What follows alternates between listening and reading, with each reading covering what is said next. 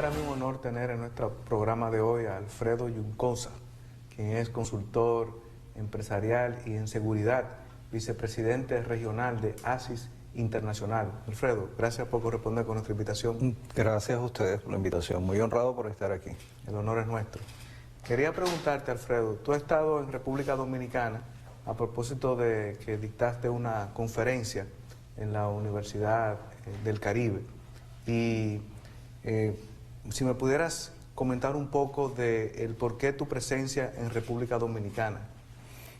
Bueno, la presencia es básicamente por una invitación de una organización, Escenario Security, Sí. que teníamos la inquietud de poder intercambiar experiencias con profesionales del área de la seguridad de acá de República Dominicana y compartir un poco, saber cuáles son los casos de éxito que ustedes están manejando acá, hacer un análisis comparativo un poco con la región y aprovechar la oportunidad para estar contigo.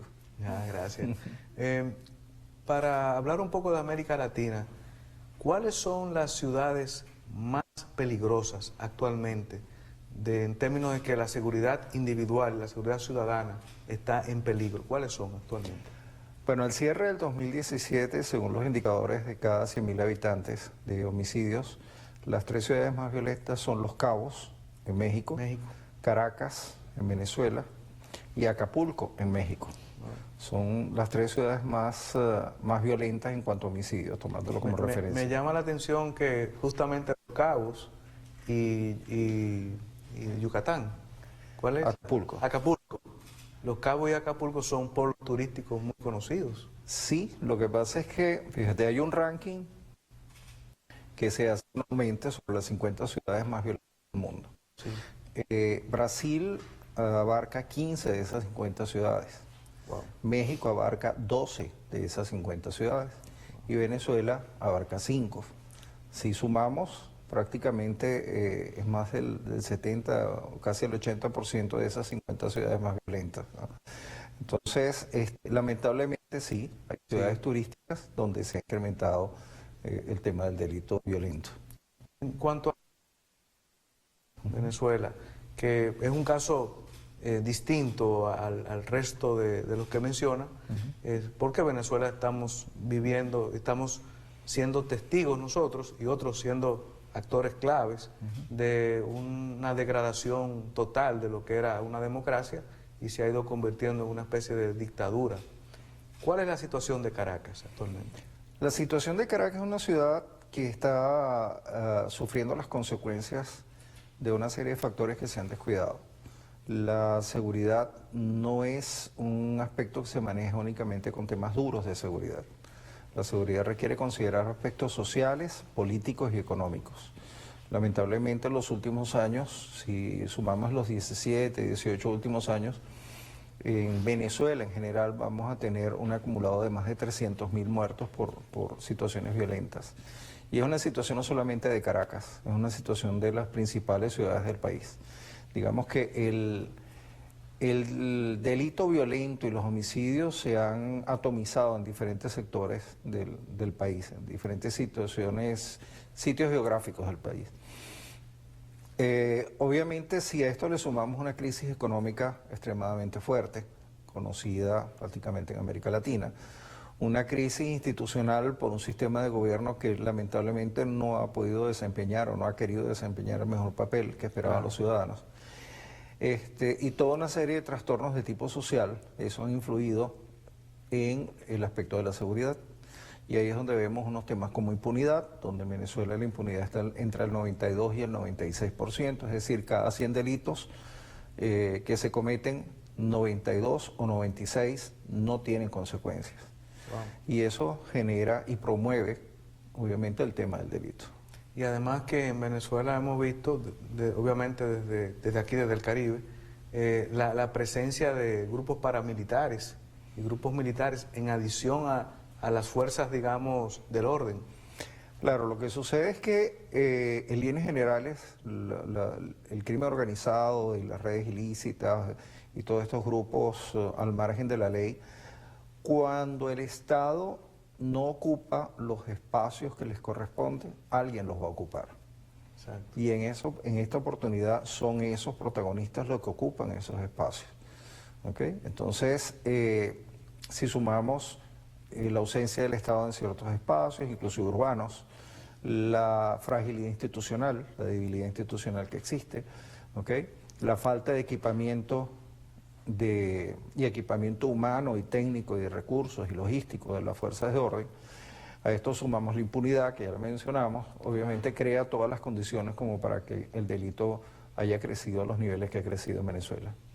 El caso de Venezuela es un caso dramático porque ahí hay un tema hasta de seguridad alimentaria, hay un tema de servicio de salud, o sea, y hay una fuerte migración de venezolanos ahora mismo hacia distintas partes del mundo.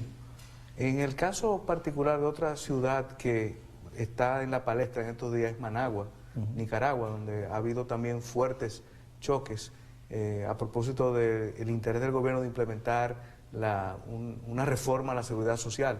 ¿Qué opinión tienes sobre la situación de Nicaragua actualmente? Yo pienso que todos los países, definitivamente todos los gobernantes, todos los estados, no pueden dejar de escuchar a los ciudadanos. Hay veces se cae en una situación o en una percepción errada de que todo está bien, de que todo está normal, y hay algunas señales que le van avisando al Estado, mira, debes escuchar al ciudadano, debes escuchar al ciudadano, y cuando eso no sucede, sencillamente el ciudadano, quizás no de la mejor manera, pero quiere hacerse escuchar. Claro. Y es cuando se dan todos estos casos, como sucedió en Venezuela hace algún tiempo, como ha venido sucediendo lamentablemente ahora en Nicaragua. Obviamente lo más lamentable de todo esto son las pérdidas de vidas humanas, Claro. porque lo material se recupera de alguna u otra forma, Claro. pero son estas pérdidas de vidas humanas y más lamentablemente aún que esa pérdida de vidas humanas, que no deberían suceder, no tengan alguna justificación a futuro. En el caso de República Dominicana, llama la atención el hecho de que tenemos una democracia en términos formales, pero tenemos un número creciente, por ejemplo, de feminicidios. Los feminicidios están como nunca antes habían pasado 4 o 5 años, pero los feminicidios en el último año y en lo que va de año han crecido de manera extraordinaria. También los robos, asaltos y los asesinatos. Por supuesto, no estamos todavía como están otros lugares que ya hemos mencionado, pero sí tenemos una tasa en el Caribe que es bastante preocupante. ¿Qué opinión tienes sobre esta realidad que tenemos en el país? Bueno, lo primero, yo quisiera ser optimista con ustedes y creo que tengo razones para hacerlo. Si nosotros consideramos este ranking que mencioné hace unos minutos sobre las 50 ciudades más violentas del mundo, de República Dominicana no hay ni una. Correcto. ¿Ok? Entonces, obviamente esperanzador. Sí. Lo otro corresponde a que los estados deben diseñar, implementar y promover políticas de carácter preventivo. O sea, no podemos esperar a que estallen indicadores de violencia, de delitos violentos, de hurtos, robos, estafas, etcétera, etcétera, para entonces salir reactivamente a ver qué es lo que vamos a hacer. Definitivamente tenemos... Hay que tomar medidas preventivas. Medidas preventivas, analizar permanentemente el entorno. Si hay algo que caracteriza al delincuente en toda la región de América Latina, bueno, y en todas partes, pero específicamente en América Latina, es esa evolución y esa capacidad que tiene el delincuente en ir mutando, en ir evolucionando y en ir buscando nuevas formas de llevar a cabo sus actividades criminales. Es decir, que en casos como países como el nuestro, ¿tú consideras que en términos de la educación es bueno que incluir estas medidas preventivas? Claro. En términos de las actividades de los ayuntamientos, los cuerpos de seguridad, que también puedan adoptar medidas preventivas. Yo incluso parto de lo muy particular a lo general. ¿Qué quiero decir con esto? Casi toda América Latina está de acuerdo en que nosotros tenemos una crisis de valores y que esos valores son los que contribuyen a consolidar o a debilitar el aspecto social y a fortalecer o no a la delincuencia, ¿cierto? Correcto. Okay. Pero los valores, ¿dónde se enseñan? ¿En la casa o en la escuela? En la familia. En la familia. Entonces, en oportunidades, no siempre, pero en muchas oportunidades, se le quiere endosar esa responsabilidad a los centros de estudio. Dice, es allí donde se van a fortalecer los valores y no es así. El ciudadano desde su casa, desde su hogar, puede empezar a sembrar la institucionalidad, el respeto a las instituciones. ¿Mediante qué? Mediante la formación de valores, mediante el de la ética, de la moral, y hay cantidad de alternativas de hacerlo, desde jóvenes muy pequeños, desde niños hasta jóvenes y, por qué no, hasta adultos. Entonces, si el Estado, obviamente, y la sociedad, junto con el área privada, contribuyen y se ponen de acuerdo en establecer programas de formación, campañas de concientización a diferente nivel, por supuesto que es posible. Así que es importante enfatizar en que en las familias es bueno conversar, es bueno educar en torno al modelo que debe tener cada sociedad. Sí, de hecho en América Latina sucede lo siguiente, generalmente el delincuente tiene una edad muy joven, es de una edad muy joven, pero lamentablemente también la víctima tiene edad muy joven. Así es. ¿Okay? En promedio, en América Latina, los niños, porque son niños, empiezan a introducirse en el delito a partir de los 7 años y empiezan a cometer hechos violentos con armas de fuego a partir de los 12 años. Wow. Y el 80% de los delitos en América Latina es con armas de fuego. Exacto. ¿Okay? Entonces, sí, las gestiones represivas son necesarias, por supuesto que sí. Pero yo puedo arrancar desde la raíz del problema y ver qué está pasando con esos jóvenes.